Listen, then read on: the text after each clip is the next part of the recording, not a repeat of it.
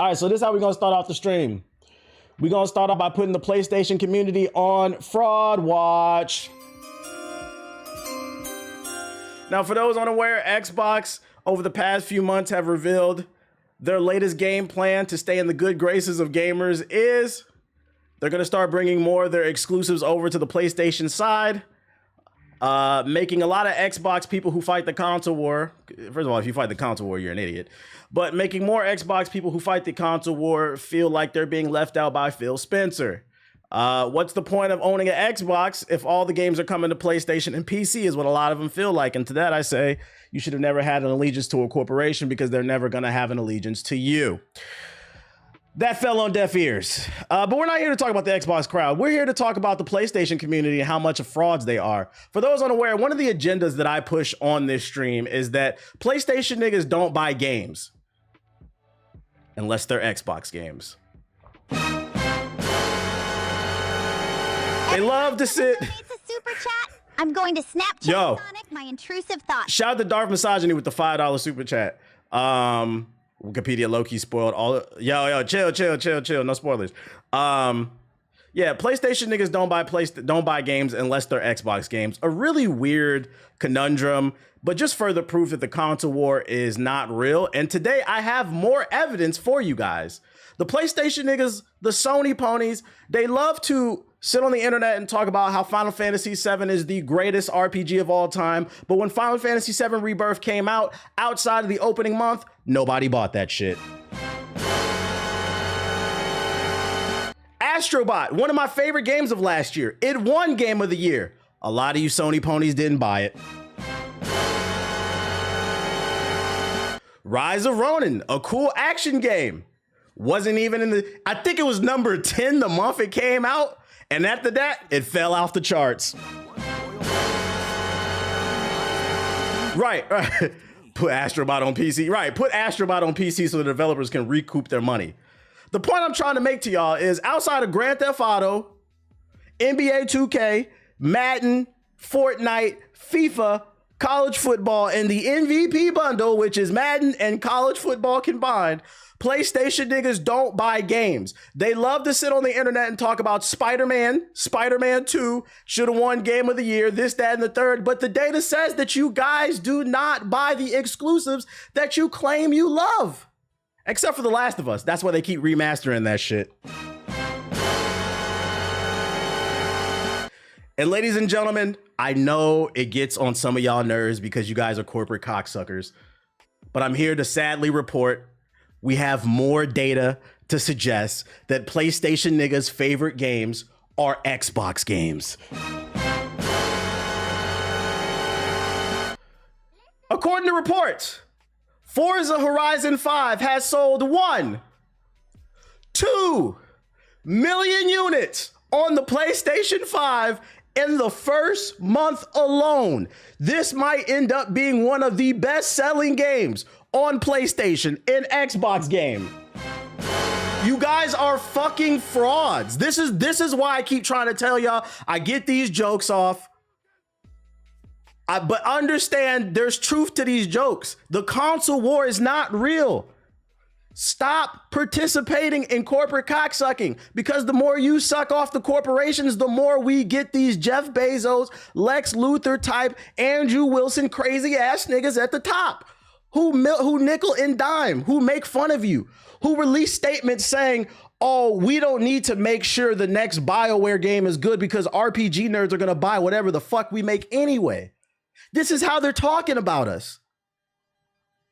The console war is not real. And listen, if you have a PlayStation and you're enjoying Forza, enjoy it. But I need y'all to stop acting like you hate Xbox. I'm not gonna lie. PlayStation niggas act like that one dude in your friend group that acts like he don't like fucking tortoise, fat bitches, bruh. Fat chicks need love too. Don't disrespect. Fat chicks need love too. But the PlayStation niggas are the ones that love to act like they not knocking down these tortoises. Dude, we know what you're doing at 3 in the morning. Stop fucking lying, bruh. Be who you are. So ladies and gentlemen, I have a new prediction.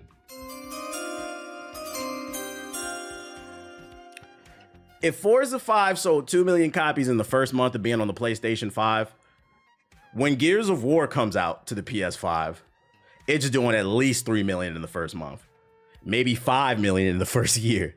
And that shit's gonna have crossplay. Oh, PlayStation niggas is gonna eat it the fuck up. I'm tired of people talking about gaming is dead. There's nothing to play. Apparently there is. It's Xbox games.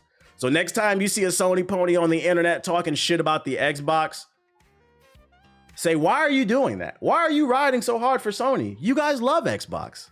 You're secretly playing these games. You guys could not wait to play Forza. You can't wait to play Gears of War. You can't wait to play Grounded 2. You said, this is what I bought this PS5 for, this PS5 Pro. I'm trying to be this little ass kid riding around on ants like Honey, I Shrunk the Kids. That's what I bought this next gen console for, nigga. Shut the fuck up. The console war is not real. If this hurts your feelings, fuck you. This is based off data. I don't base anything I'm talking about off my feelings, unless I say I'm pushing an agenda. Although this agenda is based off data, so you can't refute this shit, bro. This shit is selling like hotcakes, nigga. Y'all love this shit. Y'all fucking love. Matter of fact, before I move on, let me go ahead and say this shit real quick. All PS5 niggas, do me a favor. Go to your local store, go online, Amazon something, order some Xbox stickers and put an Xbox sticker over your PlayStation logo because you niggas is fucking frauds. You got an X station, nigga. You don't got a PlayStation. Shut the fuck up. And paint it green too. Cause you not playing no PlayStation exclusives. It's fucking crazy. Anyways, next topic. In other regards to fucking frauds, let's talk about an industry. Well, first we was talking about the gamer frauds. Let's talk about industry frauds.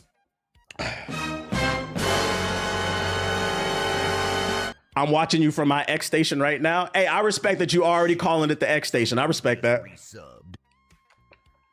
Yo, shout out to Trey Galloway, which, by the way, the funny thing about the Forza, as I called it like 2 months ago. I said, they gonna eat this shit up, bro. Niggas is liars, bro. Shout out to the X station, man. New console on the market. Mind's Eye boss reportedly blames its failure on saboteurs and says a relaunch is in the works, even as the entire development studio is at risk of layoffs. Shout out to Simba with the super chat, bro. Yeah, Gears is next. The situation in Mind's Eye studio, Build a Rocket, has taken another weird turn in the form of a video chat between the founder and its employees. According to an IGN report, Benzi is committed to a relaunch of Mind's Eye. That's right, ladies and gentlemen. I'm gonna go ahead. Since we're relaunching Mind's Eye, this fucking shit stain, I was calling it Pink Eye because it sucks. But ladies and gentlemen, I have a new name for Mind's Eye. Mind's Eye will now go by Pink Eye, AKA the Morbius of video games. Now, why am I calling this the Morbius of video games? Because if you guys remember, when Morbius came out, that movie was awful. It flopped in theaters, and then they brought it to Apple TV, and Apple tweeted out, Morbius is the #1 movie this weekend on Apple TV. And for some reason, Sony thought that people loved Morbius, when really they were just streaming it because it was free on Apple TV. So the internet fooled Sony into redistributing Morbius into movie theaters, and it didn't flop once, but it flopped twice. Give it up for the internet, man. And you know who's following in the footsteps of Morbius? Pink Eye. That's right, ladies and gentlemen. The head of the studio said they are committed to re-releasing Pink Eye, presumably with the goal of setting the game on a redemption arc, even though the entire studio is at risk of being let go. Looming the layoffs at Build a Rocket Boy, they were first confirmed last week with the beginning of a 45-day consultancy period required by law in the UK when a company is planning to lay off more than 100 employees. The studio acknowledged at the time that there are some internal changes happening, but they seemed eager to play it down, saying that it was working to reassign roles for as many employees as possible and that the consultation process may result in redundancies. Mind's Eye, Pink Eye Deluxe. Instead of getting Pink Eye in one eye, you're getting it in both, nigga. Got the fucking Sharingan. Today's IGN report says the redundancy emails have been sent to everyone at Build a Rocket Boys UK studio. However, estimated to be around 300 people build a layoff, as well as the staff at PlayFusion, developer of the multiplayer shooter Ascendant, which Build a Rocket Boy acquired in 2024. That does not bode well for the studio's promise to keep working on the game until it doesn't suck. Siggy beat this game. Yeah, he did beat it, unfortunately. I mean, following Sonic. But that's fucking funny. They put this in the article, hoping the game doesn't suck. Where do these employees go when they keep firing people? New studio to get fired again? Well, hopefully they don't get fired again. Because to be fair to the developers, a lot of what's going on with this game is not their fault. I can't stress enough how important having good leadership is in anything you do. Like, sure, the developers play a small role in it, but it has more to do with the directors, the producers. They were too focused on writing in the trailers that this was made by former Rockstar developers instead of listening to the developers and making a good game. But the head of the studio, famed as one of the driving forces behind Grand Theft Auto series prior to his departure from Rockstar in 2014, seemingly has bigger plans than just fixes. On July 2nd, according to the report, he addressed studio staff via video chat, during which he reportedly said the studio would make a comeback and relaunch Pink Eye, presumably to a greater success than it enjoyed so far, which, to be blunt, is none. That's what I'm saying. Like, when you didn't do anything, there's nowhere to go but up, technically. Man, something like this looks awful on the portfolio. It does. I wouldn't even put it on. If I would advise any devs to get fired from them, don't even put this game on your resume. Don't put it on your resume until you book another gig, and then you can get a good game on your resume, then maybe put it on there.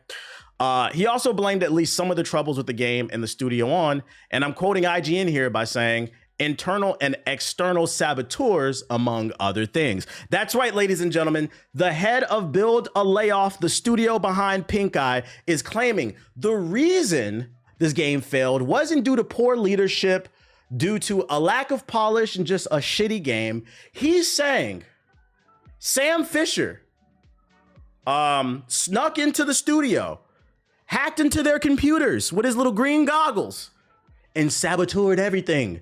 Somebody came into the studio, a secret agent, fucking Ezio Auditore, came in and just started stabbing the computers, and that's why the game fucking sucks. He said somebody was out to get us. Now, they said that's a wild statement to make, but it's also intriguing because Build a Rocket Boys co-CEO Mark Geherd said something similar in May. That Mind's Eye well-documented pre-release troubles were the result of a concerted effort to trash the game and the studio being waged by forces unknown. You know what's so funny about both of their CEOs blaming people, saying that they were trying to ruin this game's reputation? I don't know if you guys remember, but this game came out of nowhere like earlier this year. Like, it randomly got announced and they said we're coming out later this year. So how did anybody have time to come up with a plan and to just shit on your game? Your game came out of nowhere. We played it. It fucking sucked. Like, what are you talking about? And that's a crazy word to use, a saboteur. What are we talking about here? Ninjas snuck into the studio and wrote a bad script? Okay, get the fuck out of here. This nigga says Sasui from the fucking Uchiha clan snuck in, started slashing the computers with the sword and shit, bro. Naruto Uzumaki snuck in and did the fucking sexy jutsu in front of the computer and distracted all the developers looking at all that titties and ass. Now they can't focus and the game fucking sucks. Get your dumb ass out of here, bro. For Build a Rocket Boys top guys to make a similar claims leaves us with two potential explanations. The pressure is starting to get to everyone. There really is a conspiracy against Build a Rocket Boy in Mind's Eye that somehow caused it not to be very good. The existence of shadowy forces working to keep Pink Eye from success is hard to believe, but frankly, so is the CEO's promise of a relaunch and a redemption arc. It immediately conjures thoughts of a game like Cyberpunk 2027 and No Man's Sky, both of which both have remarkable turnarounds. So here's the difference between Cyberpunk and No Man's Sky. Those were both really good ideas that had poor execution. Pink Eye is just not a good idea. So let me go ahead and save you guys some time and save you guys some stress. Whatever you guys got cooking up there, whatever you're reheating in the back in the microwave, go ahead and throw it away. Your local soup kitchen doesn't even want that shit, nigga. The game fucking sucks. Back to the drawing board. I'm here to let y'all know we don't care. Yeah, shadowy forces. Like there's some secret Illuminati group in the industry with fucking black cloaks in the background, conjuring up spells and shit, trying to summon demons to get them to make their game fail and shit, bro. Like, just fucking goofy. I think jokes aside, I think the main thing y'all can take away from this, if y'all want to learn anything, is Accountability, accountability, accountability. If you make a mistake, take accountability for it. People will forgive you. You know what's funny? If they really wanted people to play this game and they're really working on trying to have like a Cyberpunk 2077 comeback, the better solution would have been go to the press and say, hey, we apologize for the release of the state of the game. We know it's not in the best place. For those who are still interested, we're working on Mind's Eye 2.0. And if you just keep an open mind, we're going to re-release the game as what we originally wanted it to be. And we're also going to release it at a discounted price for $40 or $30. So more of you are willing to give a chance, but all we're asking is you to give a chance. No, you hopped your dumb ass on the internet and you said it's my fault. How is it my fault, nigga? I didn't want to play this shit in the first place. Fuck out of here, nigga.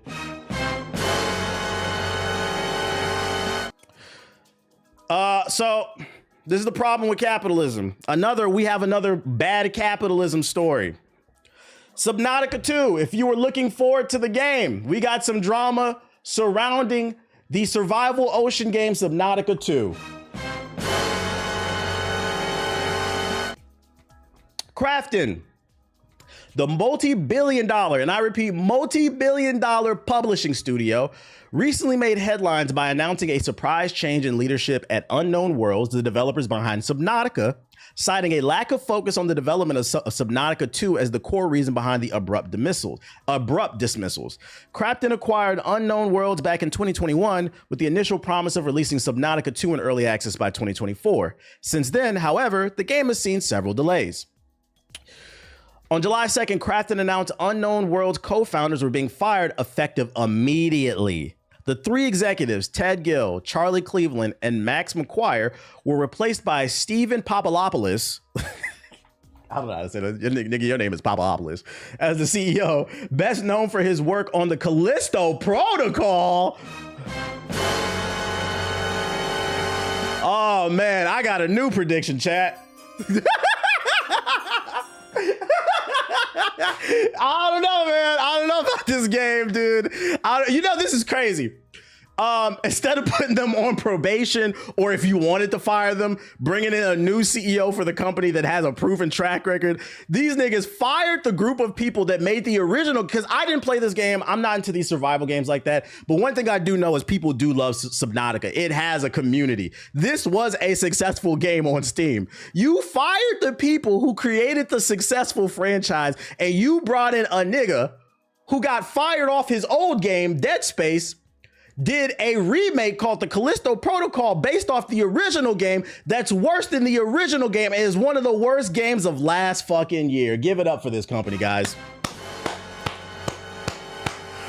Now, initially, Krafton did not provide a reason for the termination beyond hinting at a faster development cycle under Papalopoulos. Unknown Worlds also released a statement of their own, assuring players that while the leadership may have changed, the core development team actually working on Subnautica 2 remains the same. It doesn't change the fact that you changed the directors, you changed the leadership. That can lower morale. It can change the vision. You say it, but we'll see. Shortly after the news broke, Charlie Cleveland published a blog post in response to Krafton's actions, detailing his long career in the game development world and how much of a shock it was to him when he was disallowed from working on the title he had spent 20 years building. Crucially, he stated that the game is ready for early access, stating that if the decision had been left up to Unknown Worlds, former leadership Subnautica 2 would have been released early access sometime during 2025 as originally planned. So they said they had been trying to put it out. Uh-oh. We got a war of the words over here. The situation further escalated when Bloomberg's Jason Schreier reported that Krafton had promised a $250 million earnout to Unknown Worlds if the studio was able to hit certain revenue targets by 2025. Most of that sum would reportedly have gone to the three co-founders, the same individuals fired just before the game's early access window. Uh-oh. Conspiracy. So, let me tell you where I think this is about to go. If it's true that one of the founders of the company is saying that the game was ready to be released, but it got delayed by the publisher, and then they all got fired when in their contract, they were just so happened to also get $250 million, sounds like the publisher was trying to kick them out just so they didn't have to pay them.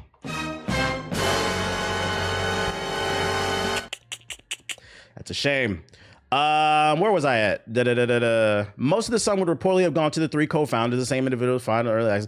Compounding the controversy, it was also revealed that Krafton had delayed Subnautica 2 to 2026, effectively ensuring that the bonus conditions could no longer be met. So I was right. I only had to read one more sentence. This sounds like a conspiracy then. In response to mounting backlash, Krafton released another statement confirming the existence of the $250 million earn-out deal. Notably, it was revealed that 90% of this payout would be handed to the 3 executives at the center of this controversy. However, Krafton insisted that the financial concerns had nothing whatsoever to do with the termination. Instead, the company accused Cleveland, Gill, and McGuire of failing to fulfill their responsibilities, specifically calling out Charlie Cleveland for prioritizing a personal film project over Subnautica 2. Krafton also expressed that the reason for the delay to 2026 was because in its current state, the game falls short in terms of content volume, a statement that directly contradicted Cleveland's earlier claims that the game was ready to be released in 2025. We got a word of the words. It's his word versus their word. He said, now this is journalism. What's crazy is there's a spinoff of Callisto Protocol called Redacted. It's a roguelike. Yeah, and I'm here to let you know ain't nobody playing that shit, nigga.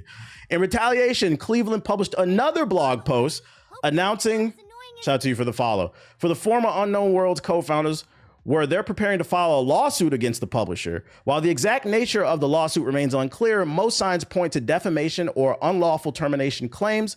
Cleveland, who's become an informal spokesperson for the fired executives, has indicated that they will be public and protracted battle in court.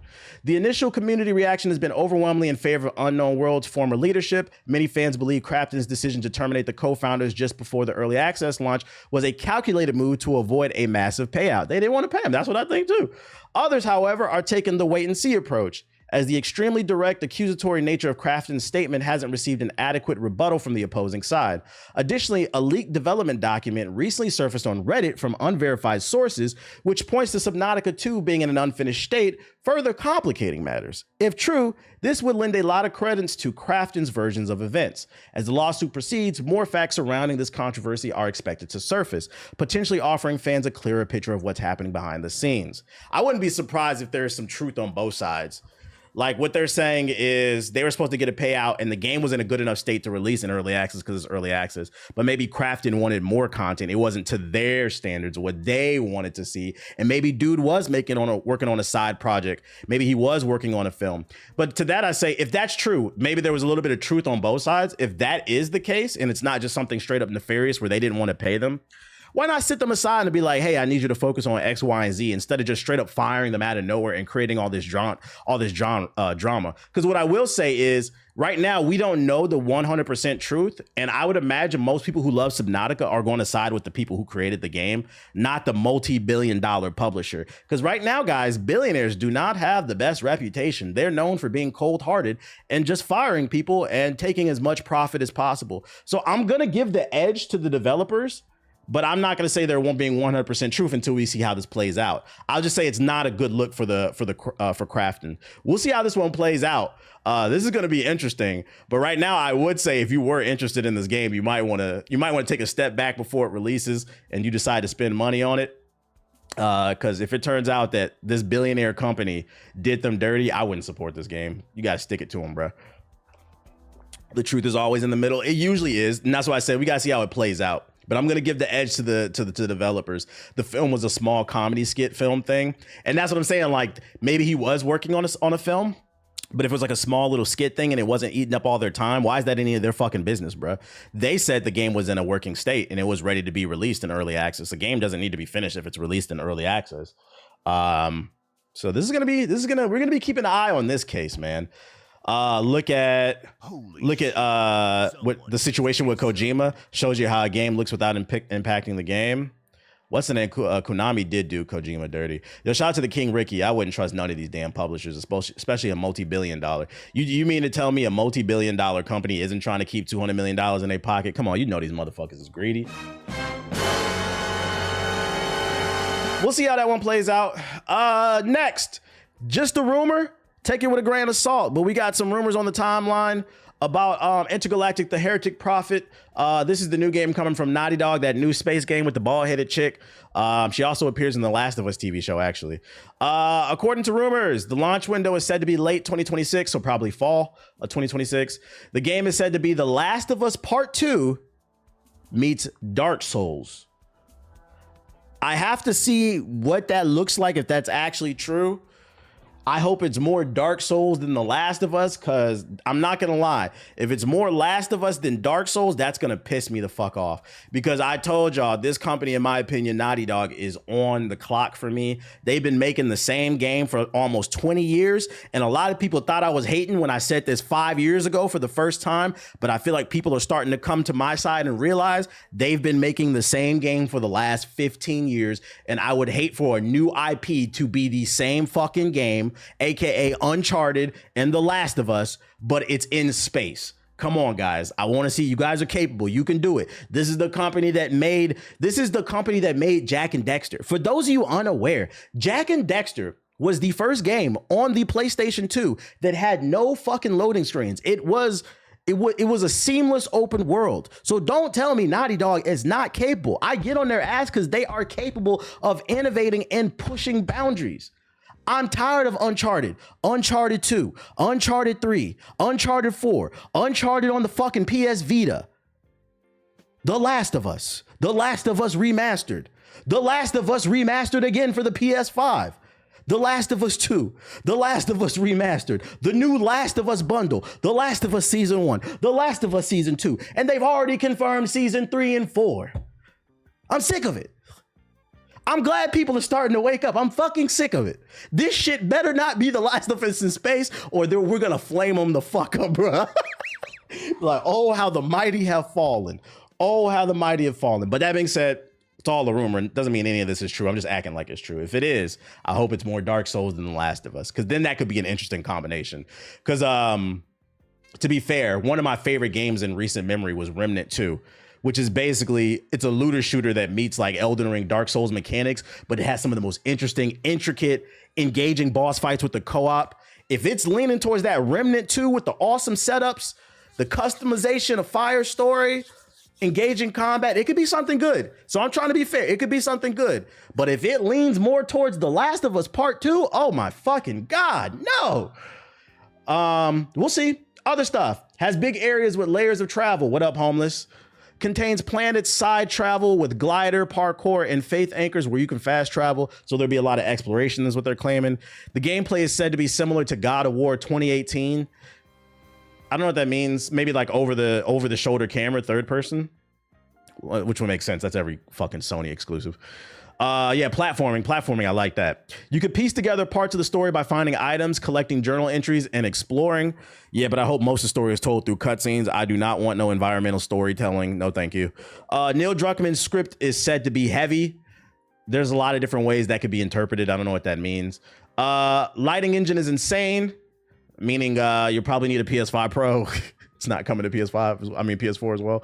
Next trailer is said to be at the Game Awards 2025. So we'll see this December, basically. As long as they're trying to innovate, we need more innovation. We need more innovation.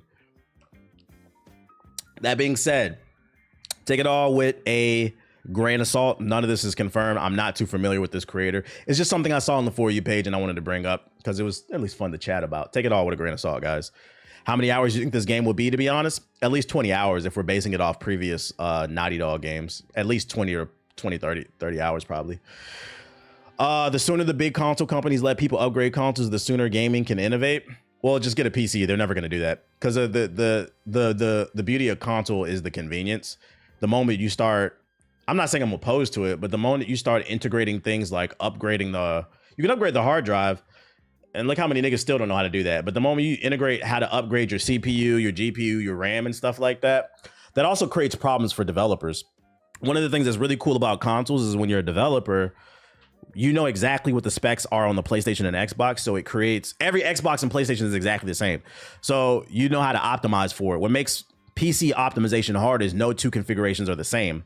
You start implementing that into consoles, it's going to make it hard to optimize the game. So you're going to see optimization problems on console as well, similar to the PC. Yeah, it's a closed system. So I know it sounds good on paper. You actually don't want those type of upgrades. And then here's another part. A lot of console niggas is stupid. Look at the PS4 niggas. I'm gonna be honest. One of the main reasons people don't get into PC gaming is for two reasons. A, the money, which is fair. You know, it has a high barrier to entry. But then two, people are scared. They don't want to learn how to do something new. So imagine a world where you could upgrade the CPU on your PlayStation 6, right? How many of the people in the console community know that you're supposed to touch something before you put it into the console? Probably more than half of you don't know that. So what's going to happen is, let's say the PlayStation 6, you can upgrade the CPU or the GPU. PS4 peons, they're going to buy that CPU upgrade. They're going to shuffle their feet on the carpet and then try to put the CPU in. And the next thing you know, them niggas is going to get hit with the same damn lightning blast as fucking Wally West and Barry Allen. Big ass lightning bolt hit your ass. The difference is you're not turning into the Flash. You're turning into a burnt crisp of fucking bacon. Just a burnt PS4 nigga. That's what's gonna happen. So I don't think they should do it, bro. I don't think they should do it. Other news.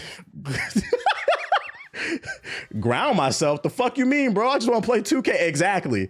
Speaking of 2K, they gonna be they gonna turn into Powerplex.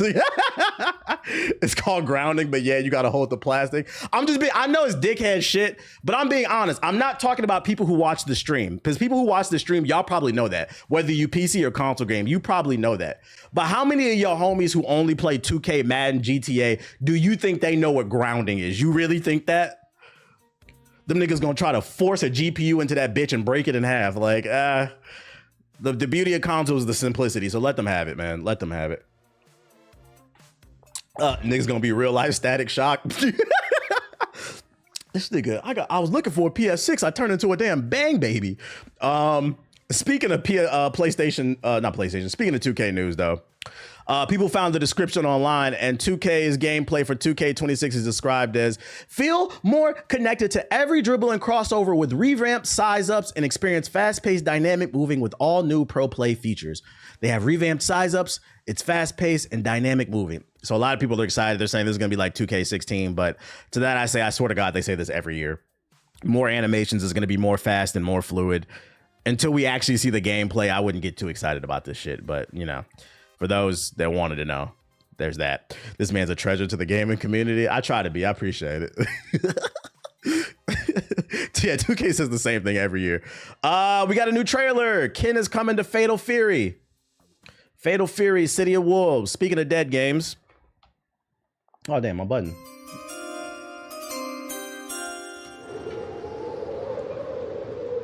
Ronaldo really killed this game, bro. So, Ken, fire still burns, I hope.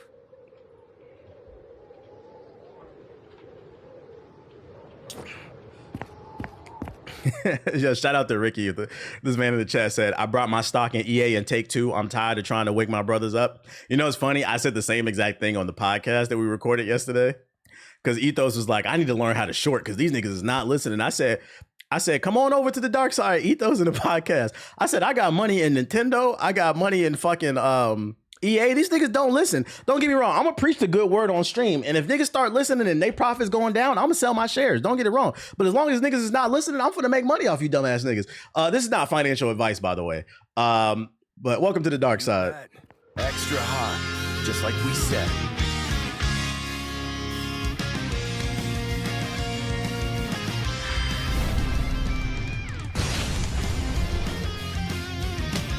Ken looks like Ken.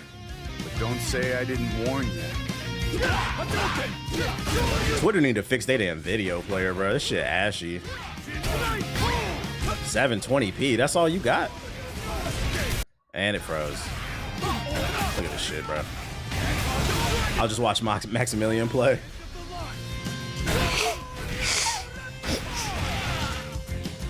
Look, I got my own problems. No disrespect, but you don't got a chance. What the hell does all that mean? So, I mean, if you... For all 5 people playing this...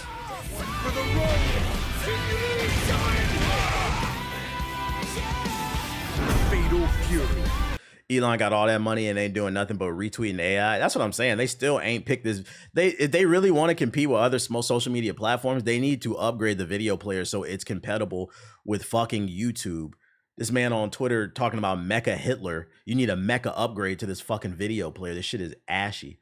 It only goes in 720p, and then it don't even look like real 720p. This shit look like 480p upscaled. Look like a fucking Switch 1 game. Other news, we got the roadmap for season 3 of Marvel Rivals, if you care. Just a quick little update. New hero on July 11th, new battle pass, new events. July 18th, the summer event, so you can put a bikini on your favorite best gal.